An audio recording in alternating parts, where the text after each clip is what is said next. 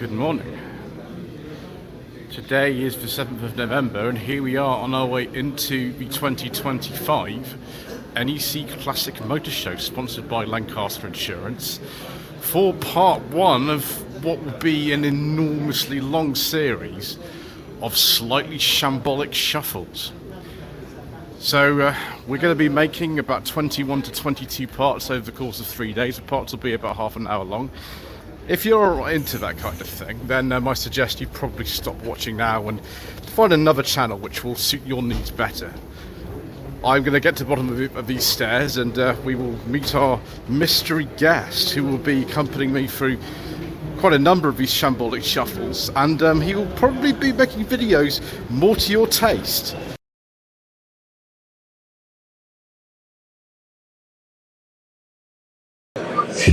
Oh my goodness me, viewers, it's Mr. John from Grand Thrift Auto channel. Good, well, it's morning here. Hello, wherever you are. Yes, exactly, sir. Now, the in-secret from the Hubnut channel is not able to make it, so unfortunately the viewers are stuck with us. He's just left the goal wide open. I know, sir, but the standard has dropped considerably. Now, sir, Are you the poor man's Hubnut? No, sir, I'm just saying that we're not as good as him. So, sir, what can the viewers expect on the channel that has the smoothest voice in the entirety of automotive YouTube? I'll be trying very hard to live up to your expectations with some smoothness, and I'll be looking for weird stuff and maybe also scruffy projecty stuff. I know it's not the restoration show like in March, but there's usually still some fun projects here that I can get stuck into, and just anything weird and quirky. We like that, sir. So you'll be swanning around imperiously, making high-quality automatic YouTube. I will be swanning around imperiously, yes. And I will be trying not to fall over and doing an enormous amount of shambolic shuffles. And sir, how exactly did you get to the NEC this morning? I came in a car that we can't mention. I thought you came in a time machine, sir, from an era from the where... future when we can mention them again. Yes, because the Mayor of London and all his friends around the country and their old so clean air zones have gone. Maybe. But sir, I'll believe it when I see it. Who knows?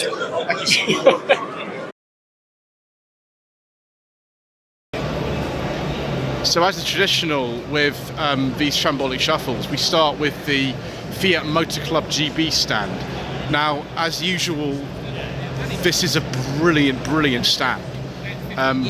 So we've got this Fiat Strada here. It's a very late Series 1. It's a 105 TC from 1982, and it is in fabulous condition. You can see the owner here is incredibly proud of it. It's making it even nicer. Look at the sticker here from Auto Yachts Limited and Gillingham, still with a 5-digit number on it. Isn't that absolutely amazing? Look at this dashboard. Isn't that fantastic? Whatever you think about the Stradas and their sort of styling, it is a striking looking car. Obviously the design was toned down a bit for the facelift that occurred just a little bit after this car was made in late 1982. What we've actually done here on the stand, and there's Mr. Charles from Grand Thrift Auto getting some footage of this Seat Panda here.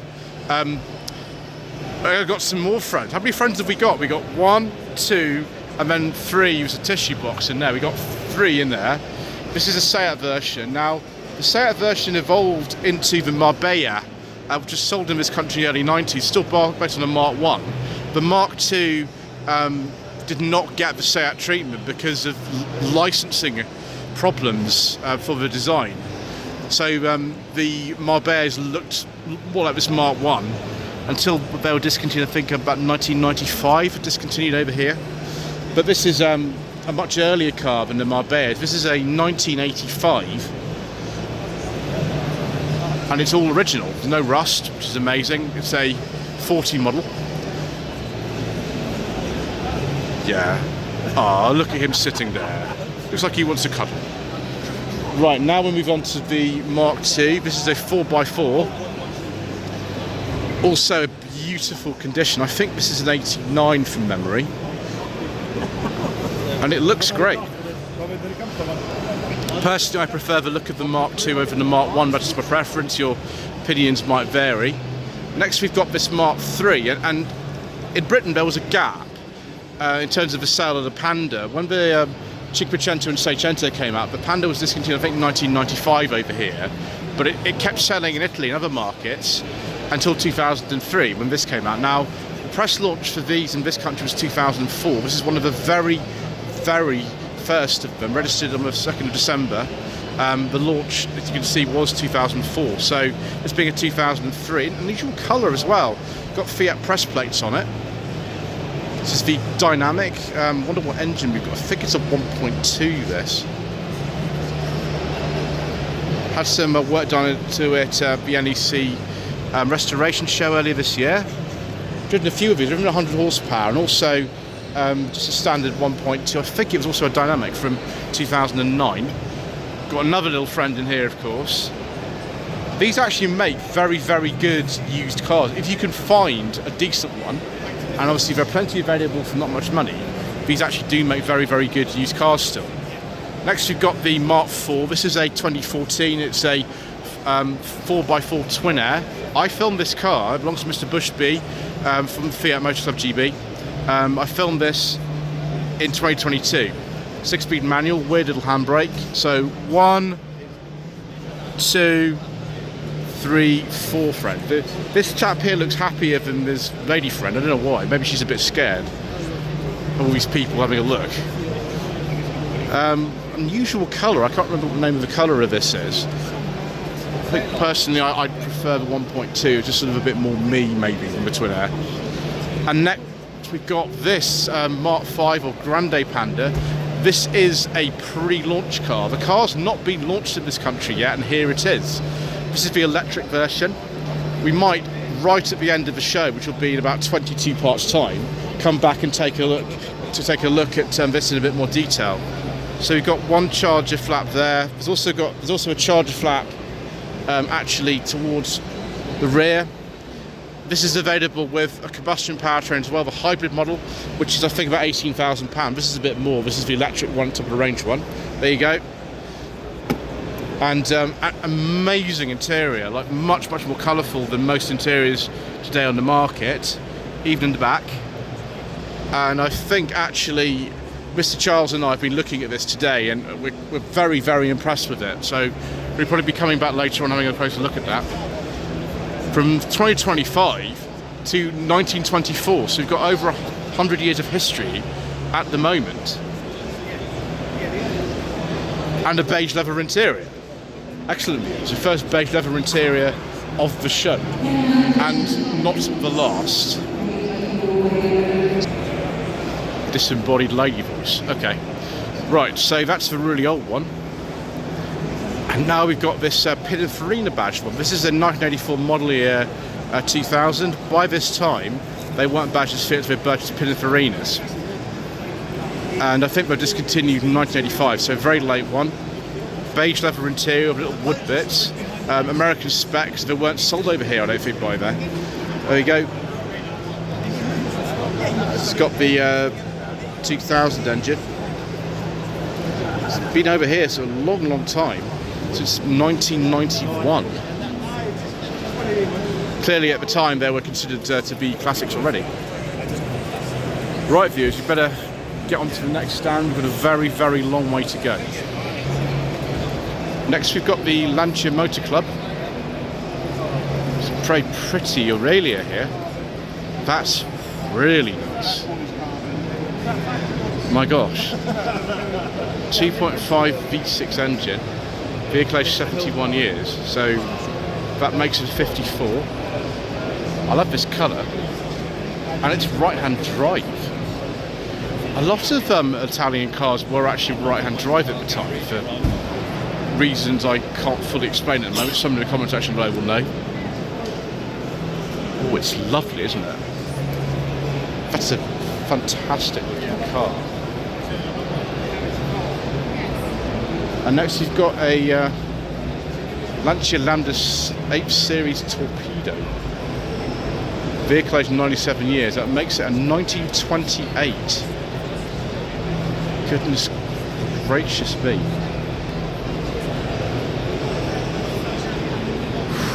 Wow. Very, very advanced car when it's launched in the early 20s. Very advanced indeed.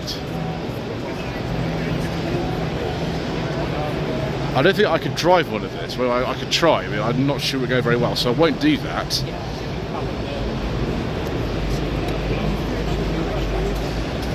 Personally, though, I prefer this Lancia Beta with, I think that's a Volumax. This would be a supercharged one. Viewers. Yeah, it's a Volumax coupe. But, this would be like an 84, 85. It'd be a very late Beta. must be out. It's fabulous, isn't it? I really want to have a go in something like this. I mean, this is the sort of thing we like very much. That is absolutely brilliant.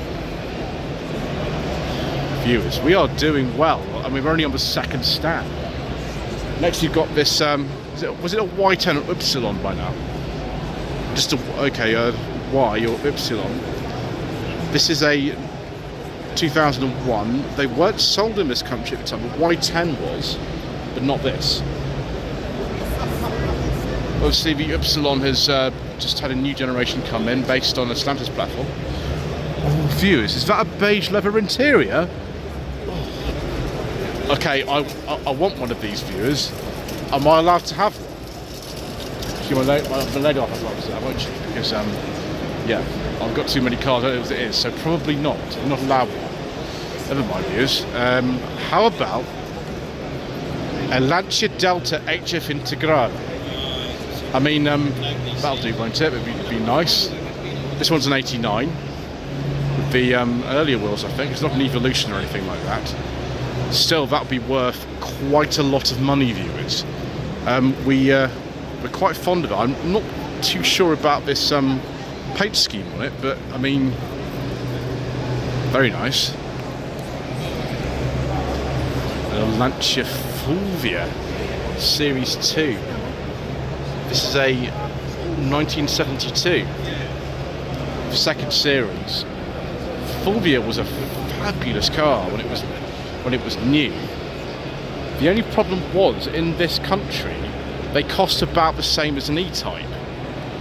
And so with 1.3 and 1.6 engines, very few people kind of thought that was sort of worth it. Even you could buy an E-Type for the same money, which is a shame because I think they look fabulous. They're very, very well engineered.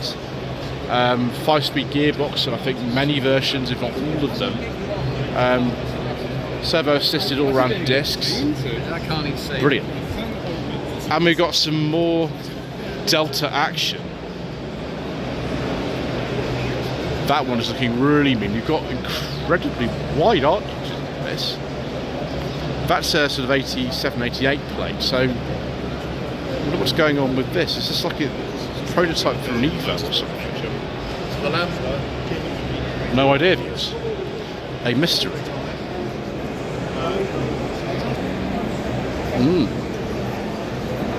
Beta Saloon.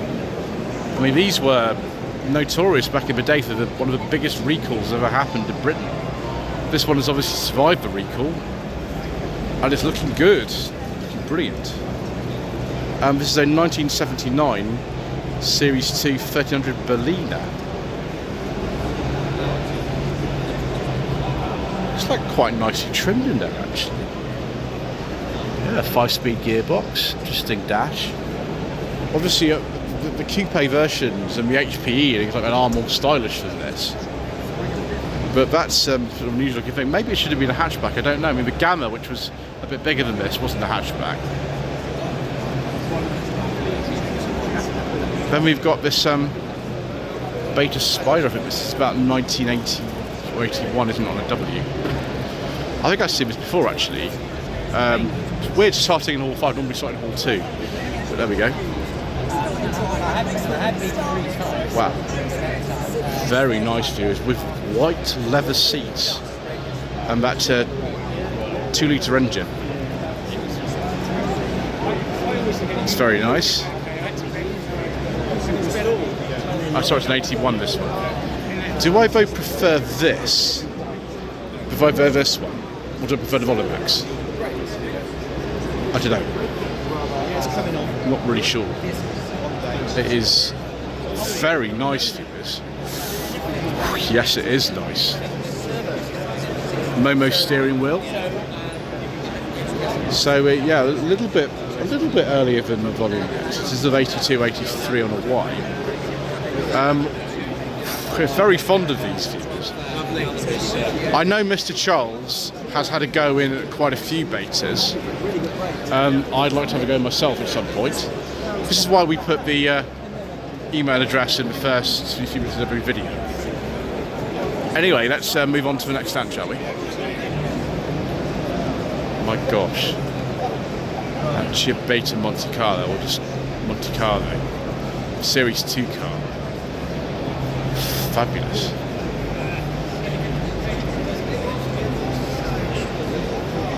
Is this the actual car? Oh my gosh, it's the actual car from the final episode of the Grand Tour. I never actually watched that, you know. That looks beautiful. What a fabulous looking car. I can see why he wants it. So he's actually given his permission, his own permission to us to be here. Wow. Whew. Those rear lights look very, very Ferrari, don't they? Very much so. And then we got this 037. You know, viewers, this is a problem with doing this area first. We peaked quite early. We've come across the Group B 037. Goodness gracious me. I think this is about 83, this car. It looks a bit like a Monte Carlo, but it's kind of not at all. It's very different. And another Monte Carlo, because why not? Don't see many of them anyway. It's another Series 2, but it's got a different front end from the later car. This has come from South Africa. Yeah, I mean, I still sort of prefer the standard coupes or the HPEs, but I mean, this will do very, very nicely, won't it? What a fabulous car. Superb. I wonder how much that's worth these days. Next we've got some more classic Italian stuff. An Alfa 75 with the 3-litre V6 Busso engine. 87, 88 on an E. Now I haven't driven a 75, I've driven an Alfa 90, which is even rarer than this. They're extremely rare cars, the Alfa 90s, and I had the privilege of driving one in 2020, which is on the channel somewhere. Next we've got an Alfa Sud, Alfa Sud TI. This is a 76. Most of the TIs I see are Series 3s, so really late one. This is a much earlier car than that. Very, very nice indeed. Like this tremendously. I've driven a Nissan Cherry Europe, which has the same front suspension and engine and gearbox as an Alfa Sud, but never an Alfa Sud itself. Hopefully I'll get to remedy that at some point in my life, because that is a fabulous looking car. And then we got a Brera, which we drove earlier this year. Back in February, I drove a Brera on the channel. Not a very sensible car necessarily, but a very, very good looking car. That is ever so nice. It's really nice. Yeah. Tasty treats aplenty. We haven't even finished part 1. Let's have a look at some Fiat X19, shall we please? In the case of the last one, Bertone. After 1983 or something, people were badged as Bertones, and not Fiats until 89 when they finished production. 5-speed gearbox. As it says proudly on the back of it, this car's about 81, 82. Very, very large rear bumpers on that. So this is, yeah, here we go. We one totally but only badged ones. Biscuit leather interior. It's made to think these were styled in the early 70s, and they still look quite contemporary for the 80s. That's probably why I kept making them. And next we've got this grand finale, 88, 89, the last series that they made of the X19s. As far as I know, most of them, all of them will be in this colour. That is in really nice condition. The seats are in great condition as well. Fabulous car. I have to keep my wallet very, very close to me, viewers, otherwise I'm going to have to start spending money and regret it. Goodness me, viewers. Is this the car from Top Gear?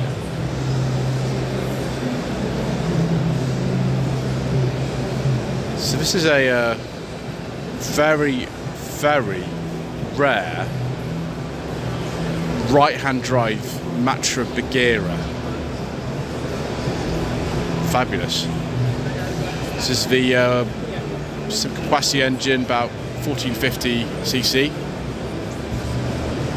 There you go, it's actually got 3 seats in front. All of them did. The vast majority of these were left-hand drive. And this is the one that went to Borneo. Fabulous. Absolutely fantastic stuff.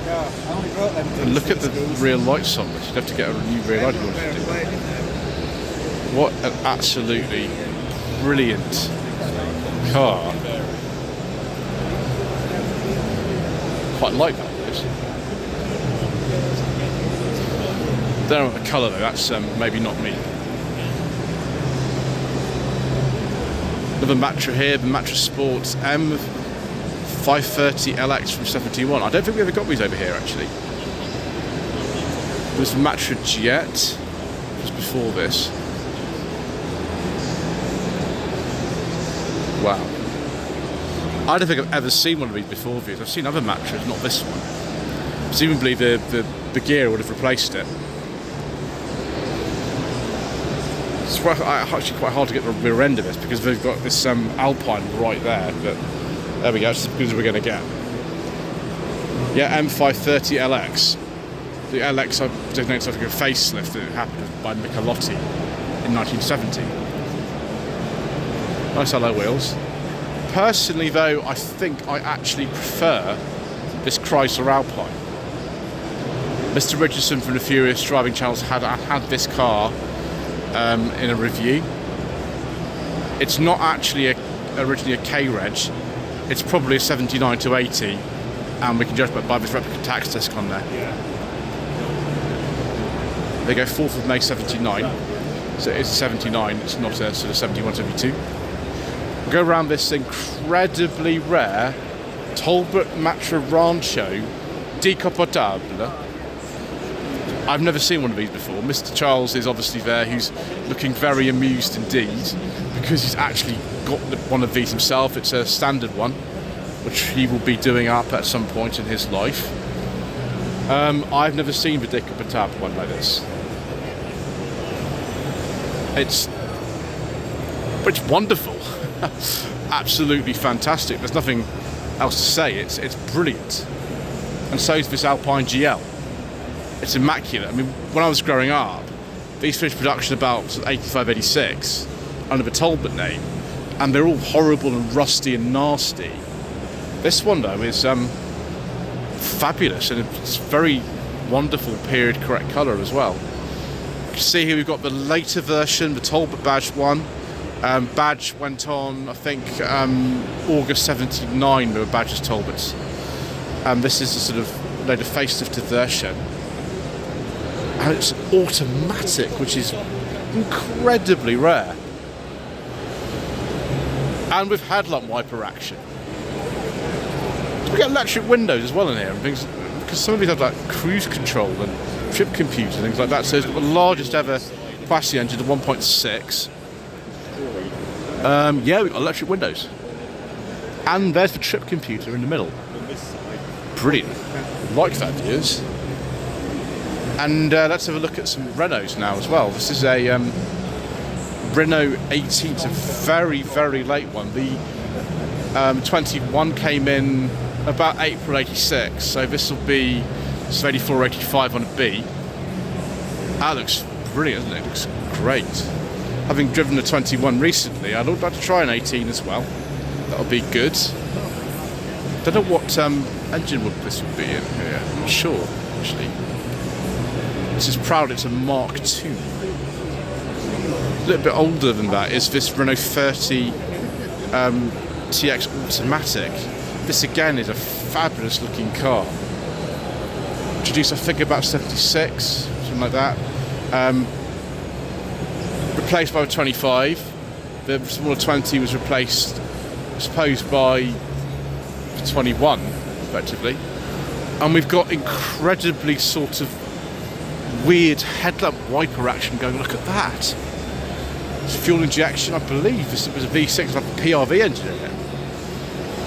Brilliant. And then something I prefer even more is this facelifted Renault 21 Turbo. The one I drove was I think a March 89, also on an F. This is a bit later because I'd had the facelift done. The 21 Turbo is now the most common 21 left, actually. Is it a quadrimal? No, it's just got ABS. It's probably actually a bit less problematic than the Quadra because it's only front-wheel drive, but that is going to burn through front tyres like no one's business. But do I want one? Sort of, but really what I want is a Monaco. If anyone can find me a Monaco, I'd very much appreciate it, yes. Thank you. And next we've got this Renault Dauphine mini cab. Whereabouts would it was we'd been plying its trade? Oh, right, okay. So it was actually in this country. You know, Britax seatbelts. Rear engine, Vontu engine, I think, in these actually, as far as I remember. I've been driven a Caravelle fairly recently. And then we've got a Renault 8, very nice. This one is a 69. Fabulous, fabulous period colour. I like this. Actually, we've got quite a few rear-engine Renaults here. We've got 3. There's another one here. It's a 10. A little bit later. Really, it's just an elongated Renault 8. But it looks a bit more modern somehow. You got a larger boot as well, but it's a bit longer. So it makes 60 years of Renault 10, but it's going to be launched in 1965.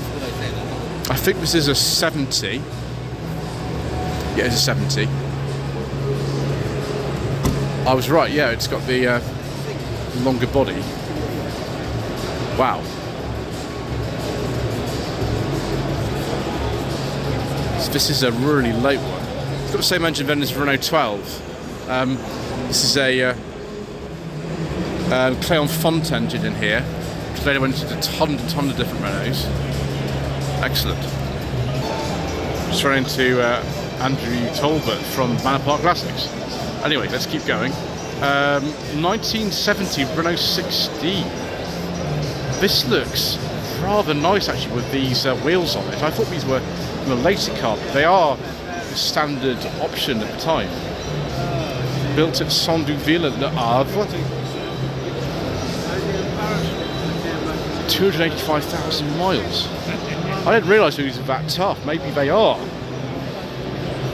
So yeah, earlier one, the facelift came a bit later, but maybe it's still 1980, amazingly, so another 10 years after this was built. Then we've got something I'm actually quite excited about. This is a Renault Espace Mark III. It's a Grand Espace, NEC Paris. It's actually got a V6 in it. So it's very late for this generation. Classic sort of earlier Espace in the sense that you can swing the seats round and no dash really to speak of and all kind of things like that. And then obviously Matruel then contracted to build the Aventine, and it all went a bit wrong, like terribly wrong, and that was the end of the company. This one is actually for sale for £2,950. It's quite tempting, but I don't really have a use for it yet, so we're not actually going to buy it. Although Mr. Charles from Grand Theft Auto and I are both quite tempted. Anyway, that's it for the first part. We have a long way to go, so we're going to have to now go to another hall and start a bit of epic shuffle around the auction. So thank you ever so much once again for watching. Please don't forget to subscribe to the channel, like this video and leave a comment below, and we shall see you again very soon for some more incorrect information.